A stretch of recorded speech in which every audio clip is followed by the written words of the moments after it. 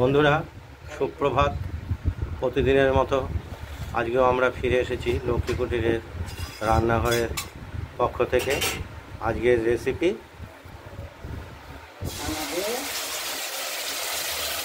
ছানা দিয়ে পটলের ভেতর ঢুকিয়ে পটলের দোরমা করে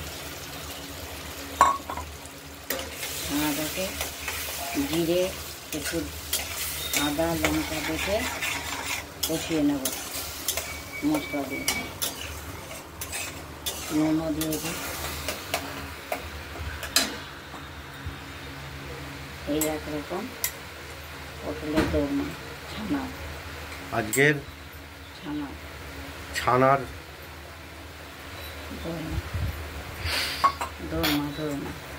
পুর দিয়ে পটলের মধ্যে তার মধ্যে কিছু কিশমিশ দিয়ে দেবো। ছানা পটলের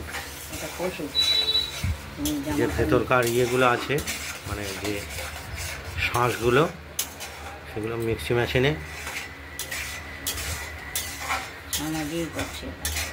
ছানাও দিয়েছি, কিশমিশ দিয়েছি। আমার কপালে একটা মাথায় বাড়ি দিও, দিয়ে নিজের ইচ্ছা মতো করো, বলতে ইচ্ছা করে। আর পটলগুলোকে আমরা প্রথমে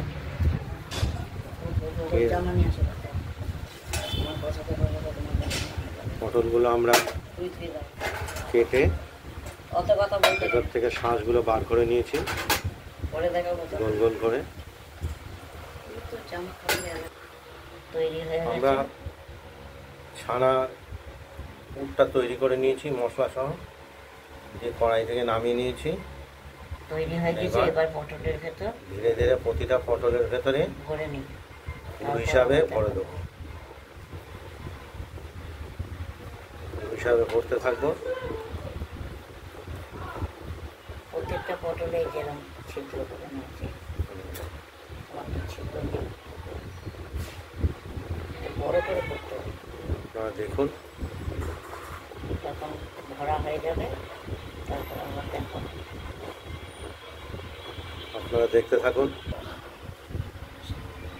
পটলগুলোর সব ফুল ভরা হয়ে গেছে, ওই ছানার পুরগুলো ভেতরে সব ভরে দেওয়া হয়েছে এক এক করে। একটু বাকি রেখেছি, নাহলে বেরিয়ে যাবে। এরপর কড়াইতে আমরা তেল দিয়ে দিলাম। তেলটা গরম হলে গরম হয়ে গেছে,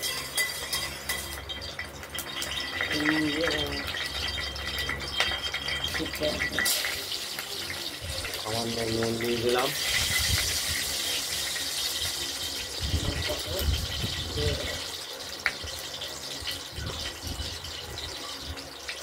পটলগুলো একে একে পুর ভরা পটলগুলো সব কড়াইতে দিয়ে ভেজে তুলব।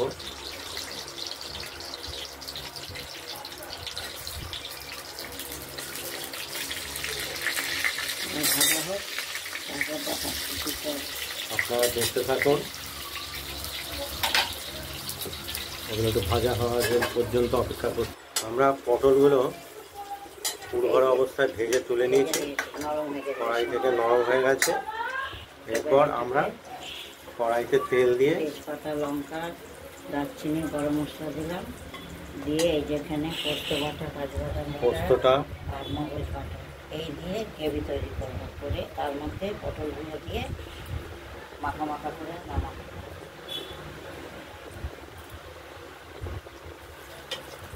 পোস্ত, কাজু আর মগজ আর কাঁচা লঙ্কা দিয়ে বেটে একটা গ্রেভি তৈরি করব।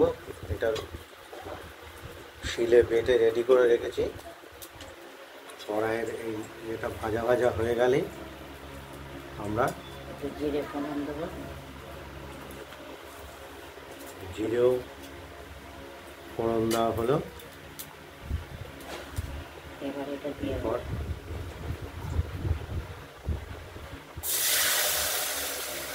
পোস্ত, কাজু, মগজ, লঙ্কা বাটাটা দিয়ে দিলাম। একটু নাড়াচাড়া করে কষিয়ে নিই।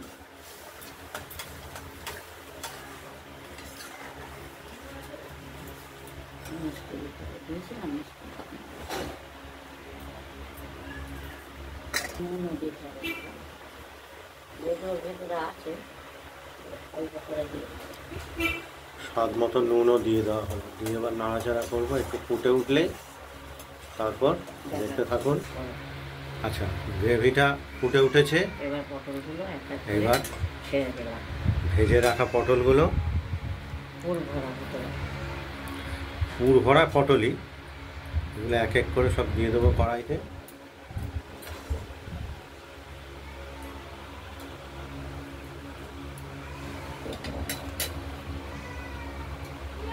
আমি একটু চেক করে একটু টক বক করে ফুটে উঠলেই আমাদের